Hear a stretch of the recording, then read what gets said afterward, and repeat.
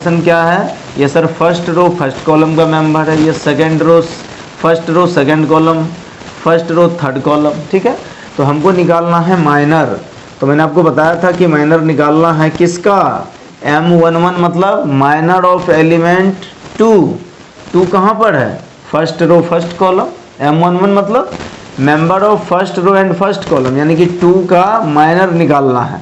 Minor निकालने का क्या तरीका था कि जिस एलिमेंट का माइनर निकालना है वो जिस रो में है यानी कि फर्स्ट रो, जिस कॉलम में है यानी कि फर्स्ट कॉलम डिलीट कर दीजिए, जो बचा वही माइनर है। 0, 4, 5 और -7, इसको सॉल्व करिए। ये प्रिंसिपल डायगोनल 0 इंटू -7 0, -5 4 जा 20 सॉरी। अब M12 कैलकुलेट करिए। M12 ये हो गया, तो ये first row second column delete हो गया, तो बचा 6 4 1 -7, 6 4 1 -7। कैलकुलेट करिए फटाफट। प्रिंसिपल डायगोनल 6 7 42, -42 -4, ये हो गया -46। कोई दिक्कत, कोई दिक्कत नहीं।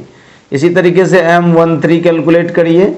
M13 फर्स्ट रो और थर्ड कॉलम डिलीट, ये डिलीट, ये डिलीट, 6015, 6015। इसको सॉल्व करेंगे, 6 5 जा 30 -0 इंटू 1 0, तो 30 हो गया। M21 कैलकुलेट करिए। M21 ये हो गया 21, second row delete first column delete, ये डिलीट हो गया और ये डिलीट हो गया, तो क्या बचा, -35 5 -7, -35 5 -7। प्रिंसिपल डायगोनल ये हो गया, माइनस इंटू माइनस प्लस, 3 7 जा 21, -5 5 जा 25, आंसर -4 है।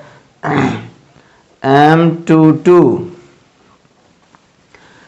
Second row second column, second row second column delete हो गया, बचा 2 5 1 -7, 2 5 1 -7, 2 7 जा 14, -14 -5, ये हो गया -19, ठीक है।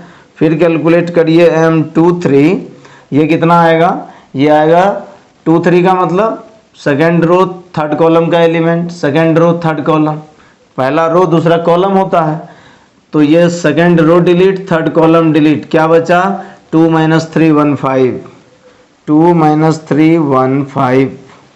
प्रिंसिपल डायगोनल 2 5 जा 10, -1 -3 -3, माइनस आएगा तो ब्रैकेट में लिखेंगे, माइनस इंटू माइनस प्लस, तो ये हो गया 13।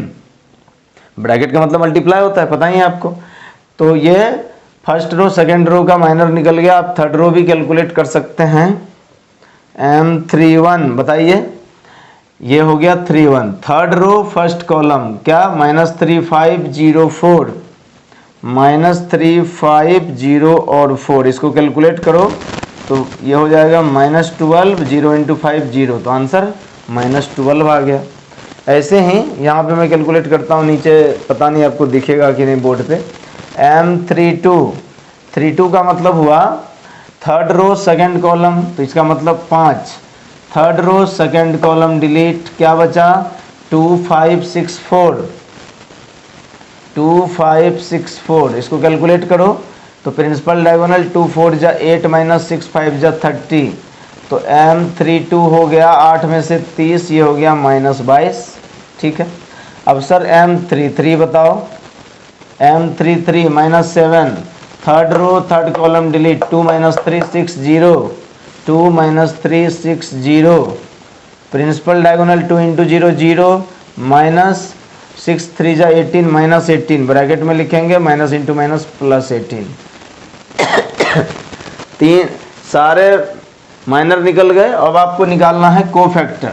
मैंने बताया था कि कोफैक्टर के लिए कैपिटल A यूज करते हैं, और कोफैक्टर क्या होता है आपको याद हो, कोफैक्टर मैंने कल बताया था -1 पे power number of row plus number of column, और साथ में वो कोरेस्पॉन्डिंग माइनर को मल्टीप्लाई कर दीजिए। तो जब भी आपको कोफैक्टर चाहिए तो आपको माइनर तो पता होना ही चाहिए। माइनर हमने निकाल लिया है, तो सारे एलिमेंट 1 1 का माइनर -20 है, तो इसका कोफैक्टर कितना होगा, -1 पे पावर 1 + 1, 1 + 1 इंटू m11, बताओ कितना, -1 पे पावर 1 2 हो गया, m11 कितना -20, तो यानी कि ये भी -20।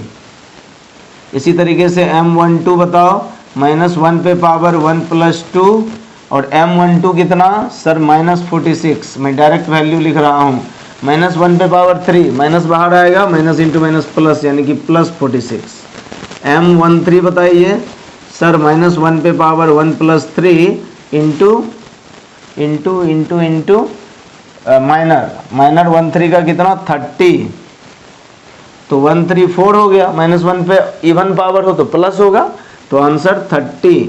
इसी तरीके से A21 बताइए, इस एलिमेंट का A21 second row first column यानी कि 6 का कोफैक्टर कितना सर, -1 पे पावर 2 + 1 इंटू माइनर 21 का माइनर कितना है -4, ब्रैकेट में लिखेंगे, -1 पे पावर 213, -1 पे ऑड पावर है यानी कि माइनस बाहर आएगा, माइनस इंटू माइनस प्लस, ये +4 हो गया।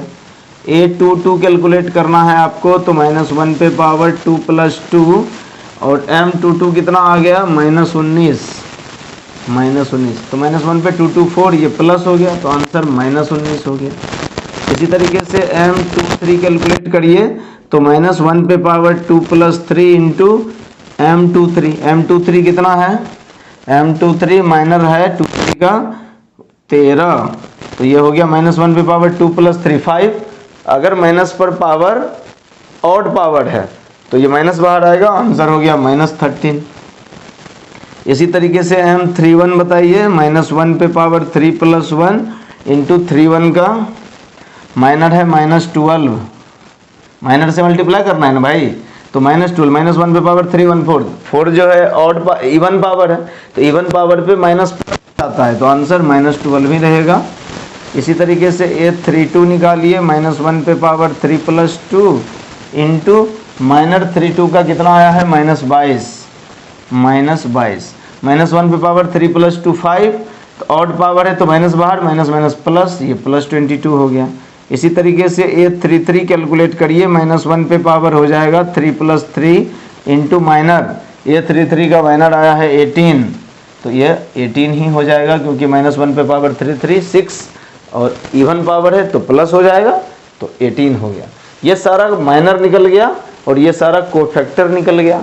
कोफैक्टर को हम लोग कैसे लिखेंगे दोस्त, आप बोलोगे सर कोफैक्टर को हम AIJ के फॉर्म में लिखते हैं और इसको डिटर्मिनेंट के फॉर्म में लिखते हैं, मैट्रिक्स नहीं, याद रखना है डिटर्मिनेंट। जबकि माइनर और कोफैक्टर किसका, डिटर्मिनेंट का, ये डिटर्मिनेंट था ना, ये मैट्रिक्स थोड़े है, दिस इज डिटर्मिनेंट, और इस डिटर्मिनेंट B का हमको माइनर चाहिए तो ये मिल गया, हमको कोफैक्टर चाहिए तो ये रहा कोफैक्टर। अब कोफैक्टर को हम डिटर्मिनेंट के फॉर्म में लिखते हैं, तो रेक्टेंगुलर फॉर्म में लिखेंगे, बताओ एलिमेंट सर, -20 46 और 30, सेकेंड रो बताइए सर 4 -19 और -13, थर्ड रो बताइए -12 22 और 18, ये हो गया आपका कोफैक्टर। मैंने देखिए माइनर निकल गया, कोफैक्टर निकल गया, तो मुझे डिटर्मिनेंट की क्या जरूरत है, क्योंकि कल मैंने आपको बताया था एडजॉइंट ऑफ मैट्रिक्स, एडजॉइंट कल बताया था आपको, एडजॉइंट डिटर्मिनेंट का नहीं, किसका, मैट्रिक्स का, तो इसीलिए मैंने मैट्रिक्स बनाया है। तो एडजॉइंट कैसे निकलता है, मान लीजिए कोई एडजॉइंट किसका, एडजॉइंट किसका, एडजॉइंट ऑफ ए, मान लीजिए कोई मान लीजिए मैट्रिक्स ए है, उसका एडजॉइंट निकालना है। तो एडजॉइंट क्या होता है, जो आपने कोफैक्टर निकाला है ना, सीधी बात, जो कोफैक्टर निकाला है उसका ट्रांसपोज ले लीजिए, वही एडजॉइंट ऑफ ए होता है। यानी कि मुझे एडजॉइंट ऑफ मैट्रिक्स ए निकालना हो तो मैं क्या लिखूंगा इसको, देखिए ये कोफैक्टर है, AIJ क्या है, कोफैक्टर, तो इस कोफैक्टर का हम ट्रांसपोज लाएं, ट्रांसपोज का मतलब होता है रो को कॉलम में बदल देना या कॉलम को रो में, तो सारे रो को कॉलम बना देते हैं, तो ये फर्स्ट रो फर्स्ट कॉलम बन जाएगा, सेकंड रो सेकंड कॉलम और थर्ड रो थर्ड कॉलम बन जाएगा। तो फर्स्ट रो है -20 14 46 और 30, ये बन जाएगा फर्स्ट कॉलम, फर्स्ट रो जो है वो फर्स्ट कॉलम बना दीजिए उसको, तो फर्स्ट कॉलम हो गया -20, 46 और 30। सेकंड रो है, सेकंड रो को सेकंड कॉलम बनाइए, 4 - 19 - 13, तो 4 - 19 - 13। थर्ड रो को थर्ड कॉलम बनाइए, ये हो गया -12, 22 और 18। क्या निकला? दिस इज एडजॉइंट ऑफ ए। तो व्हाट इज एडजॉइंट? आप डिफाइन कैसे करते हैं? Adjoint of matrix, adjoint of किसका? कौन सा मैट्रिक्स? Square matrix. आपको बताया ही है पिछले चैप्टर में कि मैट्रिक्स भी कई तरह के होते हैं, लेकिन एडजॉइंट किसका? स्क्वायर मैट्रिक्स का। स्क्वायर मैट्रिक्स किसको कहते हैं? जिसपे number of row equal to number of column हो, जितने रो उतने कॉलम। तो एडजॉइंट ऑफ स्क्वायर मैट्रिक्स कैसे निकलता है? तो जो कोफैक्टर आपने निकाला है उसको डिटर्मिनेंट के फॉर्म में लिखिए और उसका ट्रांसपोज ले लीजिए। तो मैंने ट्रांसपोज ले लिया, एडजॉइंट ऑफ ए आ गया। एडजॉइंट की कुछ प्रॉपर्टी है, आप लिखना चाहो तो write down, have to write down properties of adjoint of square matrix. कोई मैट्रिक्स है, स्क्वायर मैट्रिक्स है, उसका एडजॉइंट निकालेंगे, उसकी क्या क्या प्रॉपर्टी होगी। पहली property, the first property, total 3-4 property पढ़ना है आपको। पहला property, A into adjoint of A. ये कोई मैट्रिक्स है और उसको एडजॉइंट ऑफ मैट्रिक्स, ए कोई मैट्रिक्स रहा होगा ये मान लीजिए, और इसका एडजॉइंट मैंने ये निकाला, एडजॉइंट ऑफ ए, इसको ए बोल देते हैं ना। ये मैट्रिक्स, ये डिटर्मिनेंट ए है, उससे हमको एडजॉइंट निकला, तो एडजॉइंट को उससे मल्टीप्लाई करिए, ये बराबर कितना होगा? ये बराबर होता है डिटर्मिनेंट ऑफ ए इंटू ये कौन सा? आइडेंटिटी मैट्रिक्स 1 0 0 0 1 0 0 0 1, याद आया? वो वाला सेकेंड प्रॉपर्टीज। अच्छा, आप बोलोगे सर इसका क्या मतलब है? ये इसका मतलब ये है कि यहाँ से आपको ये याद रखना है कि अगर इन्वर्स मैट्रिक्स निकालने के लिए आए तो इन्वर्स मैट्रिक्स बराबर होता है adjoint of A upon determinant of A. सीधा बात। कैसे आया?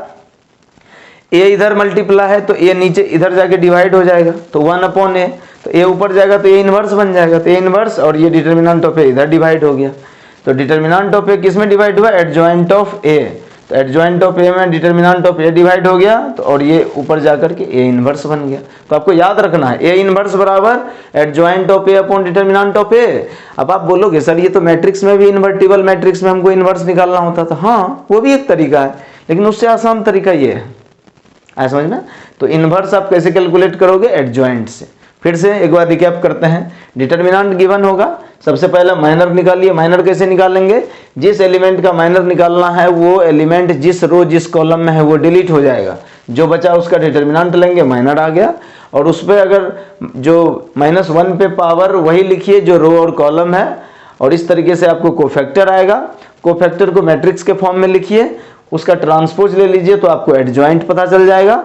एडजॉइंट में मैट्रिक्स का डिटर्मिनेंट कैलकुलेट करके डिवाइड कर दीजिए तो आपको इन्वर्स मिल जाएगा। क्या कोई दिक्कत? नहीं सर, कोई दिक्कत नहीं। एक और फॉर्मूले हैं जो बहुत इंपॉर्टेंट है, कई बार पूछ लेता है। ए इंटू ये एडजॉइंट ऑफ ए मान लीजिए आपने निकाल लिया है, तो उसका डिटर्मिनेंट एडजॉइंट ऑफ ए मैंने ये निकाला, कहाँ? ये रहा एडजॉइंट ऑफ ए। अब इसका डिटर्मिनेंट अगर चाहे तो नहीं निकलेगा, डिटर्मिनेंट इस तरह से कैलकुलेट हो जाएगा। किसी रो या कॉलम में एक्सपेंड कर देंगे, डिटर्मिनेंट की वैल्यू आ जाएगी 10 15 20 इस तरह से। तो इसका जब आप डिटर्मिनेंट कैलकुलेट करोगे तो आप देखोगे कि जो ए का डिटर्मिनेंट है उस पर पावर n-1 है। n क्या है? नंबर ऑफ रो और नंबर ऑफ कॉलम। चूंकि स्क्वायर मैट्रिक्स के बारे में बात कर रहे हैं, समझ गए? तो एडजॉइंट ऑफ ए का डिटर्मिनेंट इक्वल्स ए का डिटर्मिनेंट पर पावर n-1। ये बहुत इंपॉर्टेंट है, इसको याद रखिएगा। एक और रिजल्ट यूज होता है कई बार, a इंटू बी का डिटर्मिनेंट, ए का डिटर्मिनेंट इंटू बी का डिटर्मिनेंट। ये 3 प्रॉपर्टी है। सबसे ज्यादा क्या यूज होगा? ये वाला, A inverse equal to adjoint of A upon determinant of A. ठीक है, इरेज करें। अच्छा, लास्ट में, इस चैप्टर के लास्ट में, हालांकि 12वीं क्लास में ये डिलीट हो गया, आपके बोर्ड के पेपर में नहीं आएगा, लेकिन आईआईटी के लिए बहुत इंपॉर्टेंट है कि लीनियर इक्वेशन जो गिवन होता है जिसमें मल्टीपल वेरिएबल होते हैं, उसको हम डिटर्मिनेंट के फॉर्म में भी सॉल्व कर सकते हैं। सोचिए, कहाँ अलजेब्रा, कहाँ हम यहाँ ये determinant is the part of algebra, लेकिन कहाँ हम लोग उसको linear equation in 2 variable 3 variable में सॉल्व करते थे, इक्वेशन सॉल्व करते थे। कहाँ हम डिटर्मिनेंट के फॉर्म में लिखेंगे, सटासट क्वेश्चन बनेगा आपसे, फटाफट आया समझ में। तो इसको एक बार इरेज कर देते हैं, आपको समझ में आ गया होगा अब तक में। ये तीसरा वीडियो हो गया माइनर और कोफैक्टर का, ठीक है। तो बनाइए, फिर हम लोग देखेंगे। तो मैं क्या बात कर रहा था कि डिटर्मिनेंट का एप्लीकेशन क्या है। तो एप्लीकेशन ये है कि लीनियर इक्वेशन को सॉल्व किया जा सकता है डिटर्मिनेंट के फॉर्म में भी, ठीक है। कैसे सॉल्व किया जा सकता है, तो उसमें एडजॉइंट यूज होगा, इसीलिए मैंने एडजॉइंट बताया आपको।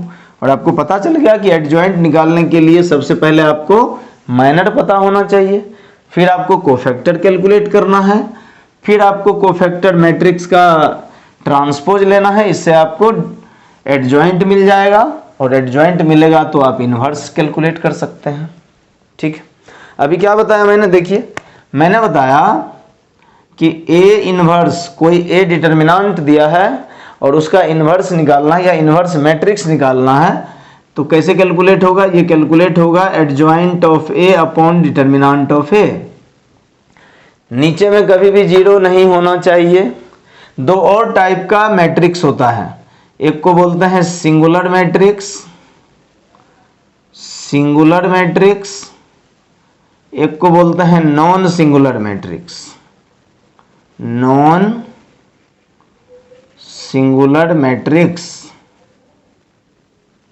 सिंगुलर मैट्रिक्स क्या होते हैं, अगर डिटर्मिनेंट ऑफ ए 0 आ जाए तो ये सिंगुलर मैट्रिक्स है। देखिए इस पर कुछ क्वेश्चन है जो मैं बताता हूं आपको। तो सिंगुलर मैट्रिक्स तब होगा जब डिटर्मिनेंट ऑफ ए 0 हो जाए तो ये सिंगुलर, और डिटर्मिनेंट ऑफ ए 0 नहीं हो, नॉट इक्वल टू 0, कुछ और हो, डिटर्मिनेंट आप कैलकुलेट करो और वैल्यू आ जाए 10, 15, 20, 25, तो ये तो 0 तो नहीं हुआ, तो इसका मतलब वो कौन सा मैट्रिक्स है, नॉन सिंगुलर मैट्रिक्स, ठीक है। देखिए एप्लीकेशंस में मैंने बताया कि एप्लीकेशन कैसा आएगा। तो आपको जैसे ax इक्वल टू बी, आपको x की वैल्यू निकालनी है। मान लीजिए कि a कोई मैट्रिक्स है, इसको मैं a1 b1 c1 a2 b2 c2 a3 b3 c3 के फॉर्म में लिखता हूँ। ये लीनियर इक्वेशन है, मतलब आप ऐसे समझिए कि लीनियर इक्वेशन इस तरह से है a1x प्लस b1y, यही है ना भाई, हाँ, b1y plus c1z equal to d1, यह है a2x plus b2y plus c2z बराबर d2, a3x plus b3y plus c3z equal to d3। There are 3 equations, 3 variable है, एक्स वाई जेड की वैल्यू निकालनी है। तो इसको आप सॉल्व कर सकते हो, जैसे हम लोग मैथमेटिकली जनरली सॉल्व करते हैं। इस इक्वेशन से एक्स की वैल्यू इसमें रखें, वाई की वैल्यू को दोनों को आपस में कंपेयर करें, इस तरह से हम कैलकुलेट कर सकते हैं। लेकिन डिटर्मिनेंट एक तरीका बताता है कि भैया इतना क्यों करोगे, ये कर लो, उससे आसान है। तो मैंने क्या किया, ये जो कोएफिशिएंट है एक्स वाई जेड का a1 b1 c1 a2 b2, इसको एक डिटर्मिनेंट बना ली, एक मैट्रिक्स के फॉर्म में लिख दिया। a जो आपको x कैलकुलेट करना है वो x क्या हो गया, एक्स वाई जेड, तो यहाँ x, यहाँ y, यहाँ z, ये वेरिएबल है। और जो b है वो कांस्टेंट है, कौन सा, d1 d2 d3, ठीक है। तो इसको मैंने a बोल दिया है, इसको मैंने x बोल दिया, और इधर वाले को मैंने b बोल दिया है। आपको किसकी वैल्यू चाहिए, सर एक्स वाई जेड की। तो x बराबर क्या हो जाएगा, ये a जाके उधर डिवाइड हो गया, यानी कि b बटा a, यानी कि b, ये जो a है a पे पावर 1 है, और a ऊपर जाएगा तो क्या बन जाएगा, a इनवर्स, यानी कि a इनवर्स b। तो जब x की वैल्यू निकालनी होगी तो कैसे कैलकुलेट होगा, a इनवर्स b।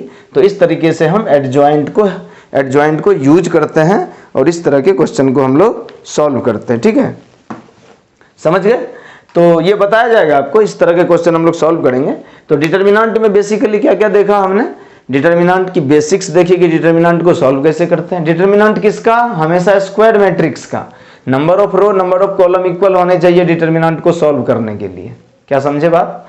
तो इस तरीके से सबसे पहले डिटर्मिनेंट की बेसिक्स देखी हमने, 6 प्रॉपर्टी देखी डिटर्मिनेंट की कि डिटर्मिनेंट को हम लोग सॉल्व कैसे करते हैं। हालांकि एनसीईआरटी में जो बहुत सारे क्वेश्चन थे जिसके रिजल्ट को डायरेक्ट आईआईटी के क्वेश्चन में हम यूज कर लेते हैं, वो क्वेश्चन अभी किया नहीं हमने। एक दिन 1-1.5 घंटे का प्रॉब्लम सेक्शन रखेंगे, उसमें सब क्वेश्चन डील करेंगे डिटर्मिनेंट का। ठीक है, चलिए आज आपको यहीं छोड़ते हैं, ये थ्योरेटिकल पोर्शन खत्म हुआ, अब क्वेश्चन बाकी है इसका, तो एक सेशन में सारा क्वेश्चन ही करेंगे। ठीक है, आज आपको यहीं छोड़ते हैं। Thank you so much.